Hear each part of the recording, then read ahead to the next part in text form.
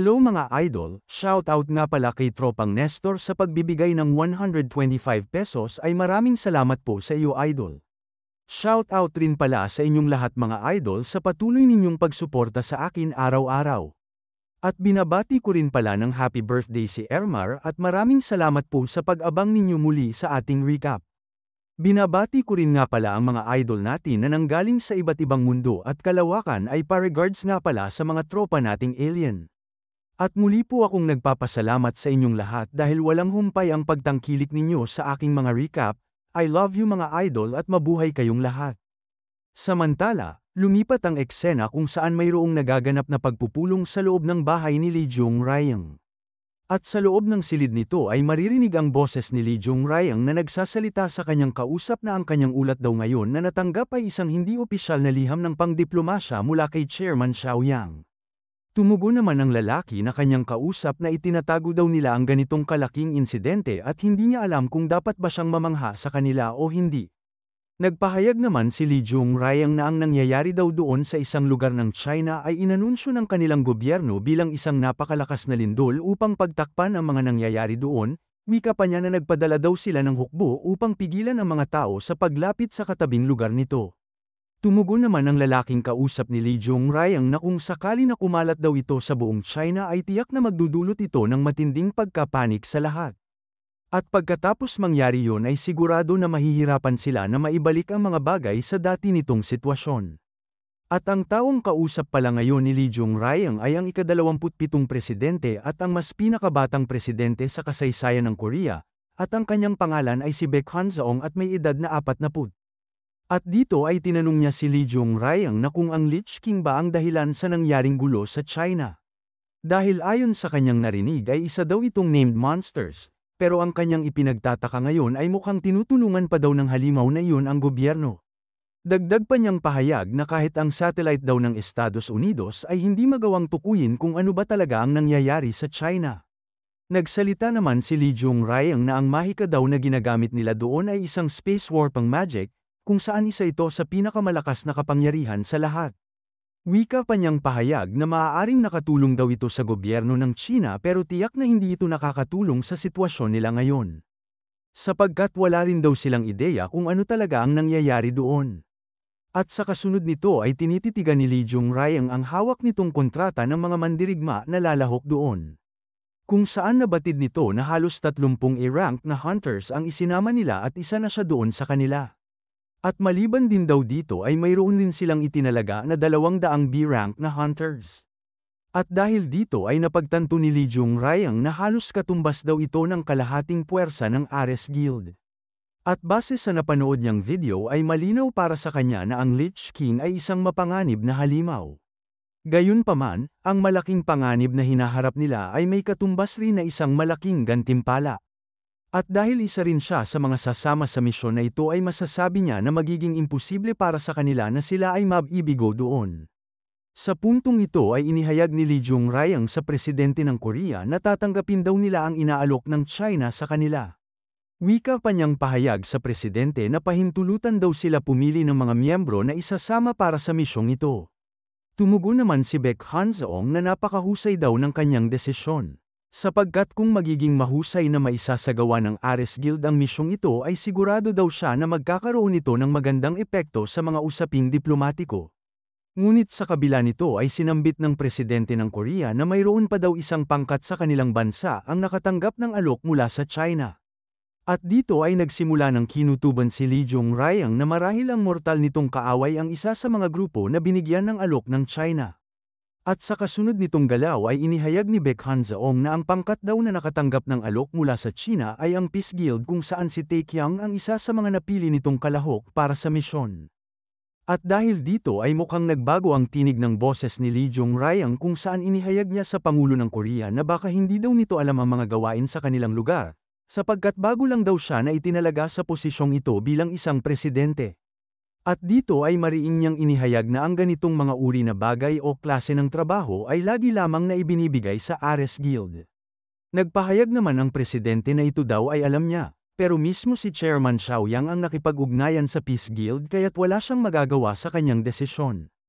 At wika niya na hiniling daw ni Xiaoyang na silang lahat sa Ares Guild at kasama si Taekyang ay pupunta sa misyon na yun sa China. Sa puntong ito ay nagsimula ng sumimangot si Li Jongrayang at minumura sa kanyang kaisipan si Taekyang, wika pa niya na mukhang ayaw talaga mawala-wala sa kanyang paningin ang bastardong bata na yun.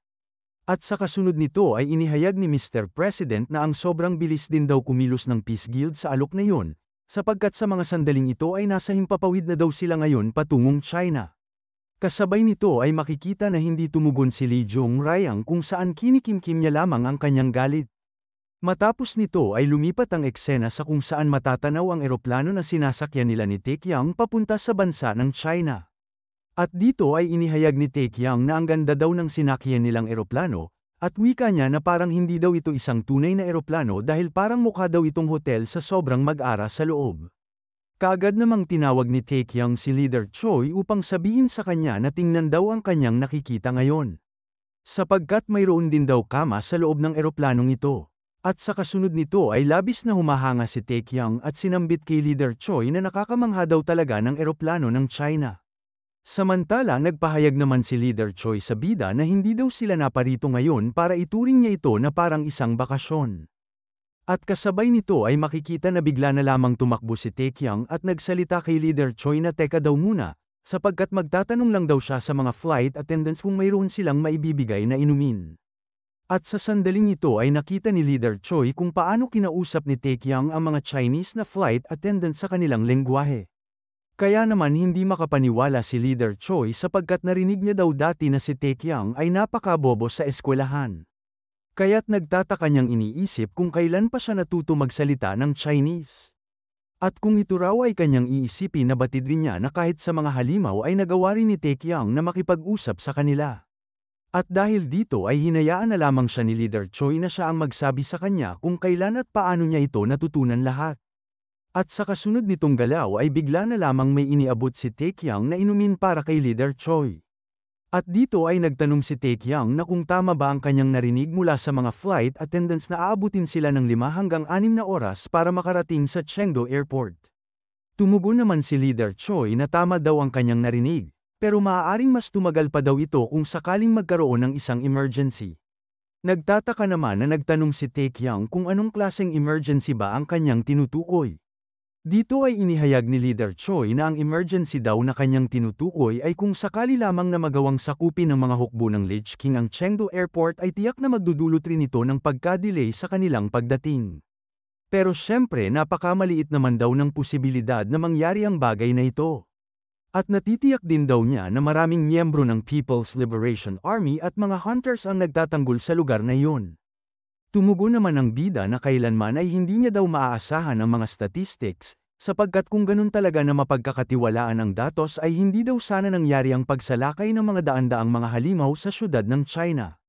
Dagdag pang pahayag ni Taekyang na lagi niya daw isipin ang pinakamasamang senaryo kaysa sa palagi na umaasa sa pinakamagandang senaryo na nag-aabang sa kanila. Dahil dito ay napagtanto ni Leader Choi Min-woo na si Taekyang ay isa talagang misteryosong tao.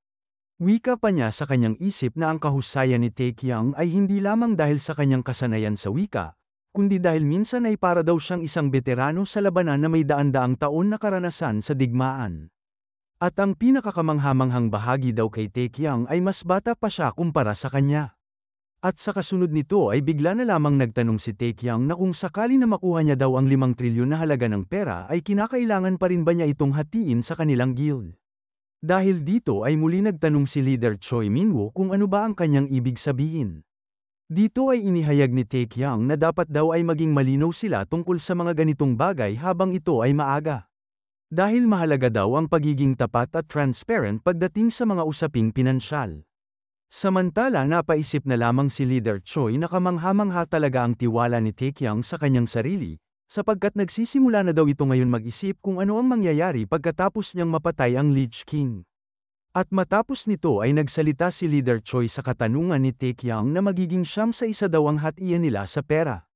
Dahil dito ay nagmumuni-muni si Taekyang at naghayag na kukuha rin pala si Leader Choi ng kanyang bahagi sa pera kahit na ito ay isang personal na gantimpala. At habang nasa kalagitnaan sila ng pag-uusap ni Leader Choi ay bigla na lamang sumigaw ang Skeleton Warlord na itinago ni Taekyang sa kanyang inventaryo, kung saan galit nitong inihayag sa bida na huwag daw siya tumuloy sa pagpunta sa China. At dahil dito ay nabigla na lamang si Taecyeon sa pagsigaw nito kung saan tumilapon ang kanyang iniinom dahil sa pagkabigla. At dito ay makikita na nagsisimula ng magwala sa loob ng kanyang inventaryo ang Skeleton Warlord at pinipilit si Taecyeon na huwag daw itong umalis.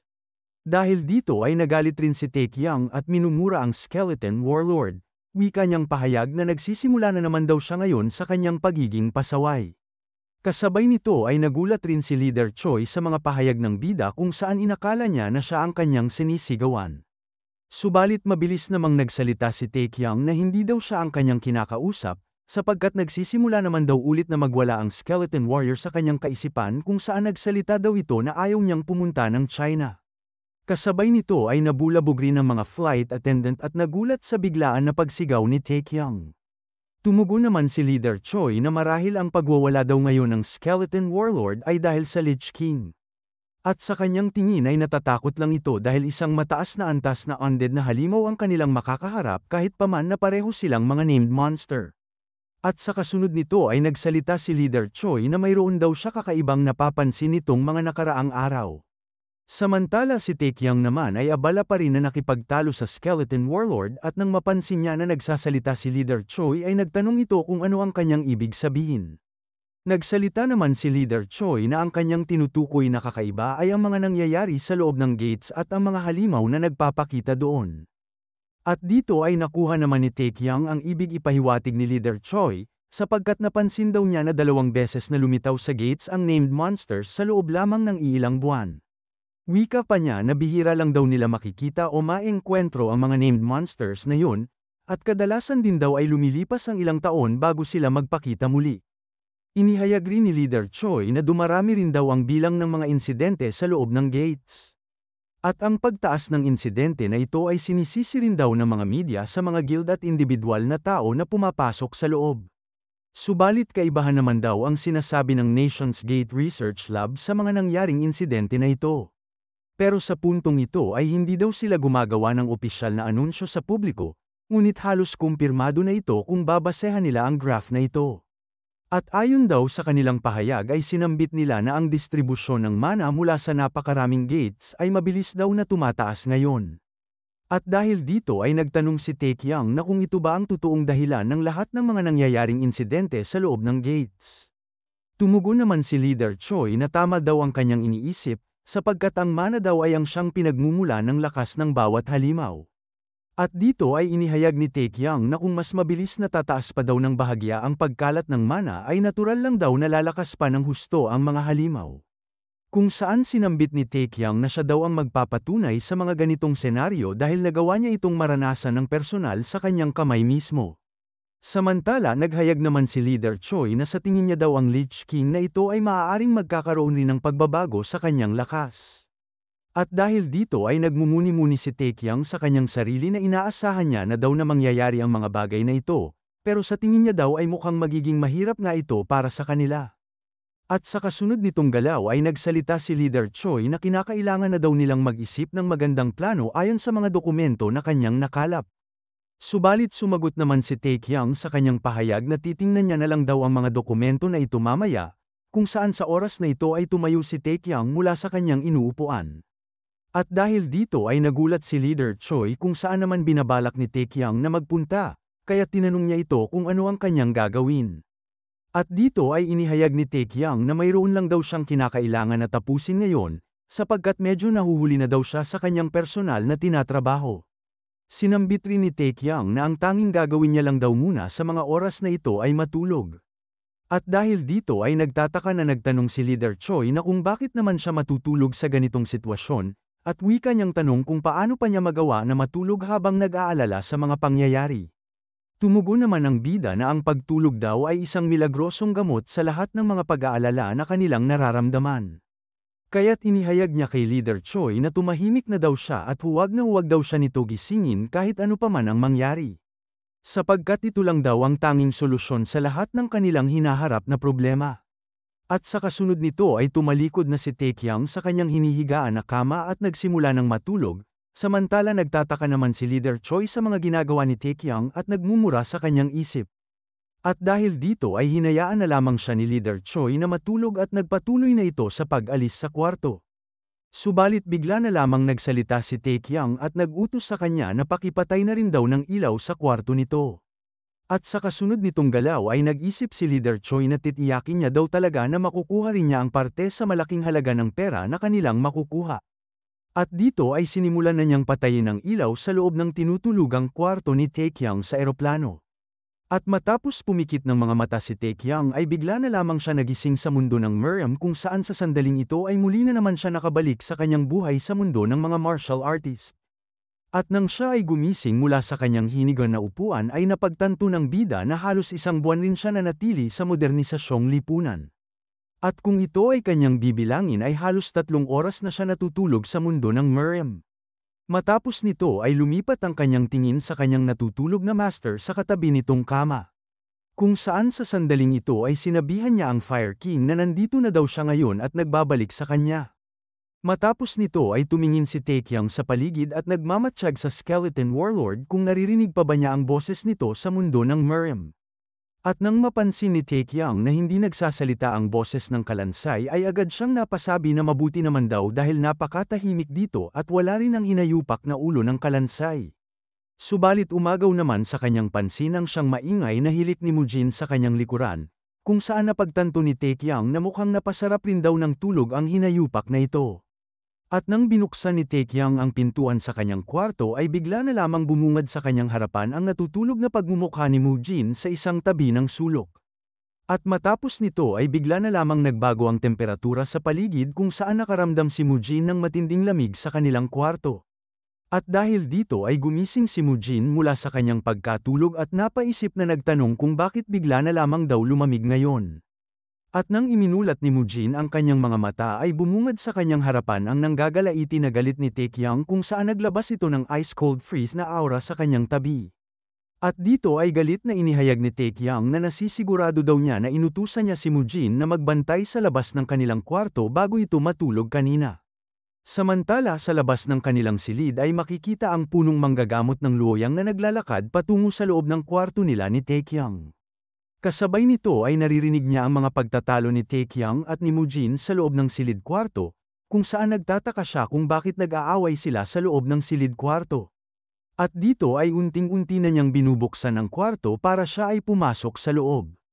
At nang siya ay makapasok sa loob ay bigla na lamang siya nagtanong sa kanilang dalawa kung ano daw ba itong kaguluhan na nangyayari sa pagitan nilang dalawa.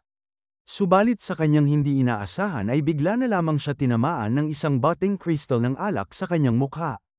Kung saan sa puntong ito ay nawasak ang bote sa kanyang ulo, at kasabay nito ay makikita ang pagkagulat sa pagmumukha ni Taekyang sapagkat ang babatuhin niya daw sana ng bote ay si Mujin, subalit nakailag pala si Mujin kaya tumama ito sa pagmumukha ng punong manggagamot ng Luoyang. Dahil dito ay pinagmumura niya si Taekyang na napakabastardo niya daw klaseng bata at dito ay makikita rin nagsitalsikan ang mga dugo sa kanyang ulo matapos itong matamaan ng bote. At sa kasunod nitong galaw ay bigla na lamang bumagsak sa sahig ang strange physician ng Luoyang kung saan tuluyan itong nawalan ng malay. Kasabay nito ay nagsalita si Mujin na wala daw siya kasalanan dito dahil si Taekyang daw ang nagbato nito sa kanya. Samantala nababahala naman si Taekyang matapos malaman na ang manggagamot pala na ito ay ang strange physician ng Luoyang. Ilang minuto ang lumipas ay muling nagising ang punong manggagamot kung saan nalagyan na ng bandage ang kanyang sugat sa ulo. At dito ay kanyang inihayag sa kanila na nagsisimula na daw siya ngayon magkaroon ng bagong pananaw sa mundo. Samantala nag-aalala naman na nagtanong si Taekyang sa punong manggagamot kung siya ba ay ayos lang. Ngunit tumugon naman ang punong manggagamot na malamang hindi daw talaga siya okay ngayon, sapagkat medyo masakit pa daw ang kanyang ulo pero nangyari na daw ang dapat mangyari kaya wala na daw siyang dapat sisihin pa. Kasabay nito ay nagtanong rin si Mae Jong-hak sa punong manggagamot ng Luoyang kung sigurado ba talaga siya na okay lang siya. Sapagkat inakala pa daw niya noong una na isa na namang Dark Heaven ang lumusab matapos marinig ang malakas na paghampas. Tumugon naman ang punong manggagamot na wala daw siyang dapat ipag-alala sa kanya dahil nasa maayos naman daw ngayon ang kanyang kalagayan. At sa kasunod nito ay nagsalita ang punong manggagamot ng Luoyang na pakisiguro na lang daw na hindi masasaktan ang bastardong bata na ito sa mga darating na laban nila sa mga larangan ng digmaan. Dahil kung masasaktan daw si Taekyang at siya ang itinalaga na maggamot sa kanya ay baka hindi niya daw mapigilan ang kanyang sarili sa pagtusok sa maling bahagi ng kanyang katawan gamit ang malaking karayom ng acupuncture na ito. At dahil dito ay nababahala sila ni Taekyang at Mae Jong-hak sa mga pinagsasabi ng punong manggagamot.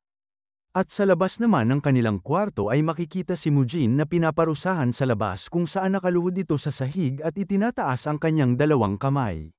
Dito ay tinanong ni Mujin ang kanyang sarili kung ano ba ang mali na kanyang ginawa at bakit siya pa ang pinarusahan nila. Matapos ang lahat ay nagsimula na ang punong manggagamot ng luoyang sa pagsusuri sa pulso ng Fire King. Kung saan sa mga sandaling ito ay pinapakiramdaman niya ang pagtibok ng pulso nito. At matapos niya itong suriin ay agad nagsalita ang punong manggagamot sa kanilang lahat na hindi daw niya maintindihan ang kalagayan ng Fire King. Sapagkat ang kanyang nakikita daw ngayon ay nakakaiba sa lahat ng kaso na kanyang nahawakan. At dahil dito ay nag-aalala na nagtanong si Taekyang sa punong manggagamot na kung wala na bang ibang paraan upang magamot nito ang Fire King. Tumugon naman ang manggagamot na kung ano ba itong pinagsasabi ni Taekyang, sapagkat wala daw sakit sa mundo na hindi kayang gamutin. Pero nagtataka rin niyang inihayag na paano niya naman daw matutuklasan ang paraan sa paggamot kung hindi niya alam ang pangalan ng sakit ng Fire King. Dahil dito ay nagsisimula ng mag-alala si Taekyang para sa buhay ng kanyang master, kung saan kinakausap niya ang Fire King sa kanyang isip na gumising na daw siya ngayon dahil alam niya daw sa kanyang sarili na siya ay malakas klaseng tao. At dito ay patuloy niyang inihayag sa kanyang kaisipan na baka siguro hindi pa siya gumigising ngayon dahil baka hindi pa rin niya kayang harapin ngayon ang kalungkutan ng pagkawala ng kanyang disipulo at ng kanyang pinakamalapit na kaibigan.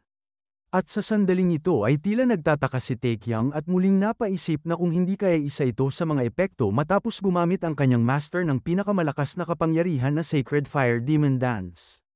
Kaya daw siguro isa ito sa mga dahilan ng matinding pinsala na nangyari sa kanyang panloob na katawan. At sa kasunod nitong galaw ay sumagi rin sa kaisipan ni Taekyang na baka ang Bloodlord ang may kagagawan, kung saan baka nag-cast daw ito ng isang uri ng salamangka sa kanyang katawan. At dahil sa sobrang dami ng mga dahilan at posibleng nangyari sa kanyang master, ay agad nagdulot ito ng labis na pagkagalit kay Taekyang dahil mukhang nagsisimula na siyang maubusan ng pag-asa sa mga nangyayari.